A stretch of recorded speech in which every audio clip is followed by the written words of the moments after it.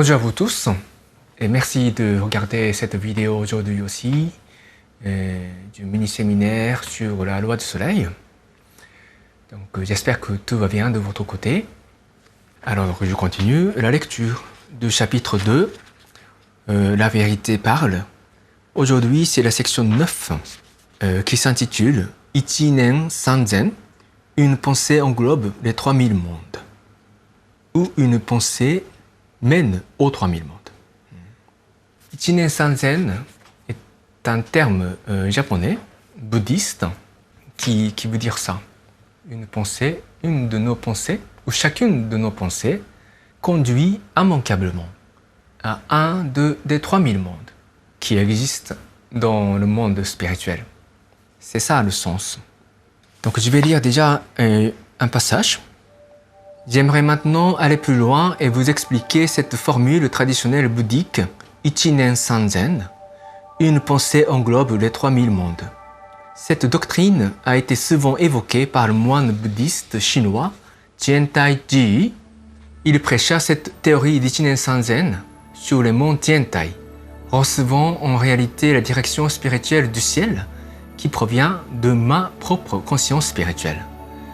Les enseignements que moi, au 6e siècle, depuis l'espace à 9 dimensions, j'ai transmis à Ji, séjournant dans les monts Tiantai, peuvent se traduire comme suit, de façon moderne. Voilà.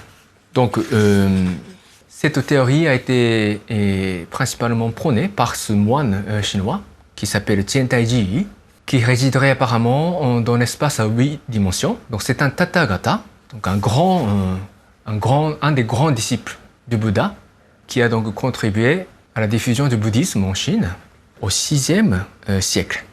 Ok? Et ici, ce qui se révèle ici, c'est que Maître Okawa, avant de devenir Maître Okawa, parce qu'il n'a pas encore été Maître Okawa au 6e siècle, il est né en 1956.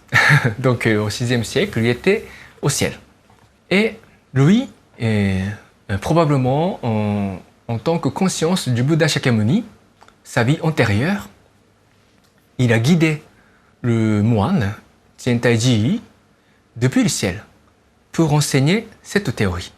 Et Maître Okawa, à la fin du XXe siècle, parce qu'il a sorti la première version de la loi de soleil en 1986, qui a à peu près 25 ans, a révélé ce qu'il a fait au 6e siècle. Donc c'est ça, toute la merveille dans les enseignements de Maître Okawa. C'est comme s'il franchit librement les barrières temporelles et spatiales. Il peut savoir ce qui s'est passé à un moment donné dans l'histoire, comme si tout se déroulait sur ses mains. C'est ce qu'il a dit. Il peut nous dicter indéfiniment, par exemple, les pensées du Bouddha Shakyamuni, qu'il a eues il y a 2500 ans. Il peut nous expliquer les vraies pensées de Jésus-Christ, qu'il aurait eu il y a 2000 ans, ainsi de suite. Et il peut également franchir toutes les barrières spatiales, parce que son corps spirituel peut quitter son corps physique pour voyager à travers l'univers, pour aller voir ce qui se passe dans une planète, dans une autre galaxie, par exemple. Donc ça, c'est la capacité qui réside dans Maître Okawa. C'est vraiment un seul être capable de faire ça. Et pourquoi il en est capable?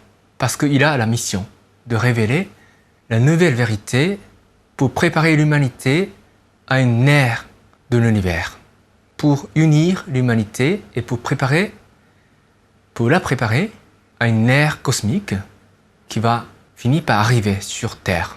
L'ère de l'univers, c'est une ère où les humains vont commencer à communiquer avec les extraterrestres. Donc il y aura des confusions sur Terre, parce que c'est un conflit, ce sera un nouveau conflit de valeurs. Parce que les extraterrestres ne partagent pas forcément la tradition, l'habitude ou la philosophie des terriens. Et à ce moment-là, les humains auront besoin des enseignements du Seigneur Elkantaré, à travers la bouche de Maître Okawa. Donc non seulement nous avons besoin d'étudier ces enseignements, mais nous avons également besoin de conserver ces enseignements dans chaque pays, dans le pays où chacun d'entre vous résidez. C'est une mission importante. Je vous remercie de ne pas l'oublier. Par exemple, si vous étudiez la loi de soleil, faites de votre mieux pour que ce livre soit conservé dans votre pays. Il ne faut pas faire disparaître cet enseignement. C'est un vrai trésor pour l'humanité future. Donc, on revient au thème de la section Ichinen Sanzen.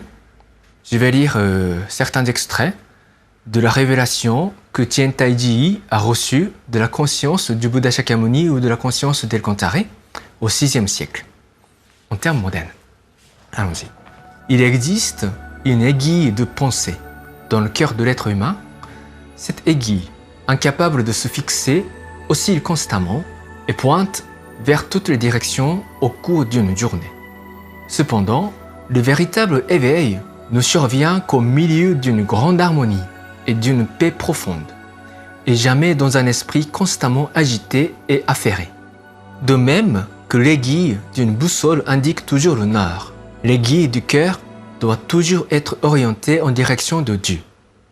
Telle l'étoile polaire qui montre toujours le nord, Ji, maître de Tiantai, tu dois guider les gens de sorte qu'ils vivent en assimilant pleinement la volonté divine dans leur cœur et leur âme. Voilà, je m'arrête là. Donc ça c'est un enseignement vraiment important. Donc il faudra toujours imaginer cette aiguille dans votre cœur. Il y a une aiguille qui pointe dans une certaine direction, et quand l'aiguille pointe une certaine direction du monde spirituel, vous subirez une certaine influence provenant de la zone pointée par votre aiguille de cœur. En d'autres termes, on appelle souvent la loi de l'attraction des mêmes longueurs d'onde. Mais ici, on donne une autre représentation de cette règle universelle appliquée à tous les êtres, sans aucune exception. Et normalement, des gens ordinaires qui n'ont pas vraiment l'intérêt à toute quête de la spiritualité et de la vérité voient leur aiguille osciller constamment dans toutes les directions. Parfois, cette aiguille pointe vers le ciel, vers un monde plutôt lumineux, et se rend content. Et d'autres fois, cette aiguille pointe les parties infernales du monde spirituel, et certains malaises intérieurs s'installent dans leur cœur. Et ils ne sont pas du tout conscients de cette dynamique qui s'opère à l'intérieur de leur monde. Donc, nous, on recherche la vérité du monde spirituel. Donc, on a besoin d'aspirer à être capable de se rendre compte de la direction de notre aiguille intérieure et ensuite de maîtriser le mouvement de cette aiguille dans une direction favorable à notre progrès spirituel. Et bien sûr, la direction que nous devons rechercher toujours, c'est la direction de Dieu, la direction du Seigneur El-Kantare. Mais ce n'est pas facile de garder notre aiguille du cœur dans la direction du Seigneur El-Kantare uniquement. Moi, je dirais même que c'est pratiquement impossible pour plus de 99% d'entre nous. Et c'est la raison pour laquelle nous devons continuellement poursuivre notre discipline spirituelle pour nous approcher de cet état idéal au final. Ok? Et il y a cette mise en garde, je vais vous lire. Même pour un chercheur en quête du Bouddha, l'aiguille de pensée peut à un moment donné se détourner de son objet initial, induisant une attitude orgueilleuse et hautaine. Il se mettra ainsi à déformer la vérité et à prêcher les doctrines erronées, confondant les voix sataniques avec celles des anges célestes. Donc, on peut dire exactement la même chose pour les membres d'Happy Science. Vous avez rejoint, ou vous rejoindrez peut-être dans l'avenir, le mouvement d'Happy Science pour étudier plus en profondeur l'enseignement du Seigneur El-Kantare et participer à ce mouvement pour diffuser davantage les enseignements du Seigneur El-Kantare dans votre pays. Mais nous avons toujours besoin de faire attention à ce que nous sommes chaque jour. Ok? participer à cet apprentissage, participer à ce mouvement salutaire, missionnaire, c'est une cause noble, certes. C'est une cause noble, vraiment. Et pouvoir participer à ce mouvement dans cette époque où le Seigneur El Kantaré vit encore parmi nous, c'est vraiment le plus sacré, parmi toute autre action sacrée qui puisse exister dans le monde. Ça, c'est vrai. Mais parfois, cet enthousiasme nous rend aveugles par rapport à ce que nous sommes. Est-ce que notre attitude vers la discipline spirituelle est digne de la cause, de la noblesse de cause à laquelle nous nous sommes impliqués? C'est difficile de se remettre en question, en général, n'est-ce pas? Et plus vous êtes passionné par votre mission sacrée, plus ça deviendra difficile de vous remettre en cause. Donc ça, c'est la mise en cause de la part de Maître Okawa. Plus vous vous appliquez à la mission sacrée en tant qu'enfant de Dieu, plus vous devez être plus sévère avec vous-même concernant la recherche de la vérité. Et, concernant la discipline spirituelle que vous vous imposez à vous-même. Et surtout, les bases sont négligées, souvent. Les bases, ça veut dire quoi, les bases? Prendre le temps calme et harmonieux chaque jour pour vous consacrer à la prière et à la pratique de l'auto-réflexion, c'est-à-dire le nettoyage intérieur et la méditation. Les bases, c'est aussi un simple acte de donner de l'amour aux autres. Maître Okawa nous enseigne toujours que notre premier pas vers le bonheur, c'est donner de l'amour aux autres. Penser le bonheur des autres avant de penser le vôtre. Ça, c'est le premier pas vers le bonheur. C'est ça l'enseignement d'Apicience. Maintenant, est-ce que cet enseignement est vraiment appliqué à nous-mêmes? Ça, c'est vraiment une grande question. Et on néglige nos actes basiques et quotidiens, en dépit de ce que nous voulons réaliser à grande échelle. Apporter la vérité du Seigneur El Kantaré dans tout le pays. Bon, essayons de faire de notre mieux. Mais nous avons toujours besoin de nous poser la question. Est-ce que je suis digne de ça, vraiment? Ce que je fais tous les jours, mes pensées de tous les jours, mes actes, mes comportements de tous les jours, est-ce que c'est digne de ma mission sacrée? Parfois oui et parfois non, certainement. Et c'est la même chose pour chacun. Et quand on est trop fier de notre mission, on ne peut plus se remettre en cause. Et c'est là qu'il y a le danger. Parce que ceux qui cherchent à répandre la vérité, c'est un grand obstacle pour les démons. Donc ils veulent vous empêcher. Et quand on est orgueilleux, prétentieux, sans se remettre en cause, c'est là que les démons vous attaquent, vous poussent dans cette direction. Tu es super, tu es magnifique, il faut aller dans cette direction. Et c'est là qu'on n'est plus capable d'entendre quoi que ce soit de la part de nos prochains, notre famille, nos amis. Vous voyez, des êtres humains sont toujours capables de faire une bonne critique envers les autres, même si ils ne sont pas capables de faire de même envers eux-mêmes. Les autres verront tellement facilement vos défauts, vos faiblesses, et quand ils sont vos amis, parfois ils vous donnent des conseils. Mais quand vous êtes orgueilleux, vous n'êtes plus à l'écoute de leurs conseils et vous vous enfoncez dans un trou noir, sans fond. Et c'est ça le grand danger. Quand vous êtes prétentieux, sans être capable de se remettre en question, même les anges du ciel ne pourront plus rien faire pour vous, parce que vous n'écoutez pas.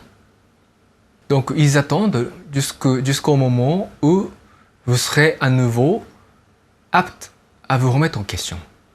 Parfois, ce moment arrive après votre chute en enfer. Voilà. Donc le fait d'être membre actif au sein d'Happy Science ne garantit rien en matière de votre discipline spirituelle. Ne l'oubliez pas, s'il vous plaît. Ça, c'est vraiment l'effort de chaque jour. Hein? L'effort qui n'est pas visible. Hein? Notre effort intérieur, ce n'est pas visible aux autres. Même à notre famille, c'est invisible. Et, comment dire, ce n'est pas glorieux. C'est vraiment un effort calme, un effort silencieux que nous devons accumuler en silence, chaque jour. Ok? Et je continue. Le ciel et l'enfer n'existent pas que dans l'au-delà, qu'on rejoint après la mort. Ils existent déjà en ce monde, à l'intérieur de chacun. Puisque le ciel et l'enfer ne sont pas que dans l'au-delà, mais dans l'esprit des personnes vivant dans le monde terrestre. Puisque l'état de l'esprit dans ce monde même détermine la vie dans l'au-delà, les humains doivent placer le noble sentier octuple comme fondement de leur plan de vie. Le noble sentier octuple comporte la vie juste, la pensée juste, la parole juste, l'action juste, la manière de vivre juste, l'effort juste, l'attention juste et la méditation juste. En maîtrisant ces 8 éléments, l'être humain peut espérer maintenir correctement son cœur et parfaire sa personnalité. Voilà. Donc, c'est ça important.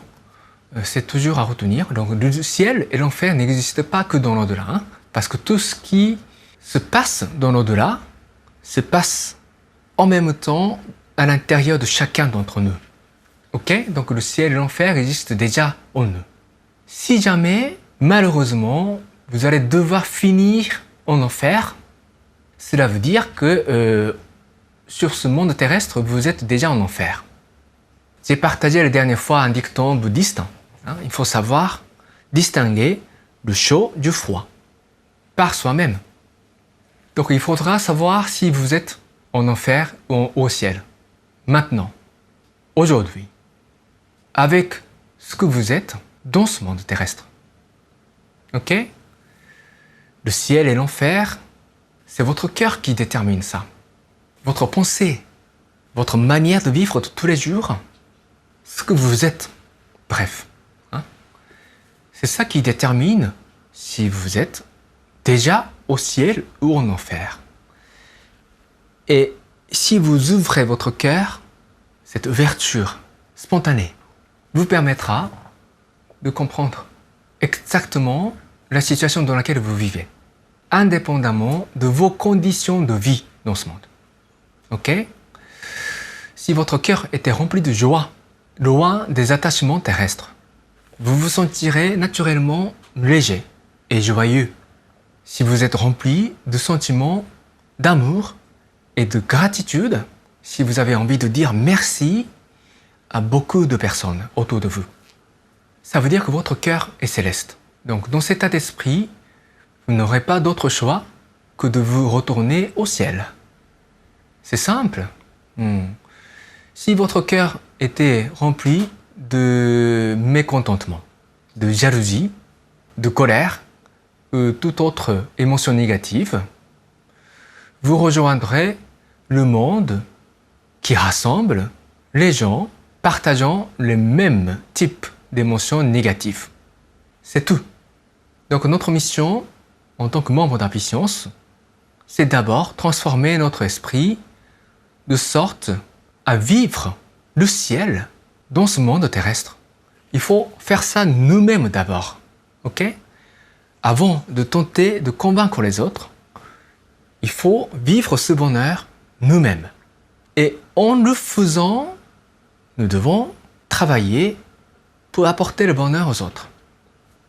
Donc ça, c'est le schéma de tous les membres d'Happy Science, quel que soit votre rôle à l'intérieur de ce mouvement. C'est la raison pour laquelle je dis toujours à tous les membres d'Happy Science que vous êtes des élèves. Hein? Moi aussi. Je fais partie de la clergé, mais ça n'empêche rien au fait d'être élève de cette grande école d'Happy Science. Donc vous êtes aussi tous des élèves. N'oubliez pas, s'il vous plaît. Voilà, donc on a étudié les guides du cœur et la théorie de Ichinen Sanzen. Je vous renvoie également à un de nos films, La Loi d'Or, dans lequel apparaît ce moine Tian Taiji et la scène où Tian Taiji reçoit la révélation du Bouddha Shakyamuni est décrite dans le film. Okay? Donc je vous renvoie également à ce film. Je mettrai le lien dans la description de cette vidéo. Ok? Donc maintenant, je vous propose qu'on récite la prière à l'esprit gardien, à l'esprit guide ensemble et prendre 2 minutes de contemplation. Prière à l'esprit gardien et l'esprit guide. Mon esprit gardien, mon esprit guide, au plus profond de mon cœur, vous êtes ma fontaine de vie, ma lumière d'espérance, ma source de sagesse, mon bouclier de courage. Assiste-moi, je vous prie, dans mon apprentissage quotidien. Polissez mon cœur chaque jour. Donnez-moi chaque jour de bonnes inspirations. Rectifiez le parcours de ma vie. Gardez-moi loin de tous les maux. Guidez-moi chaque jour dans une existence encore meilleure. Je vous remercie sincèrement. Maintenant, redressez votre dos, harmonisez votre respiration et fermez vos yeux légèrement. À présent, veuillez commencer votre contemplation sur tout ce qui a été dit aujourd'hui, concernant l'aiguille de votre cœur et le fait que le ciel et l'enfer n'existent pas ailleurs, mais existent toujours en vous. Je vous laisse commencer.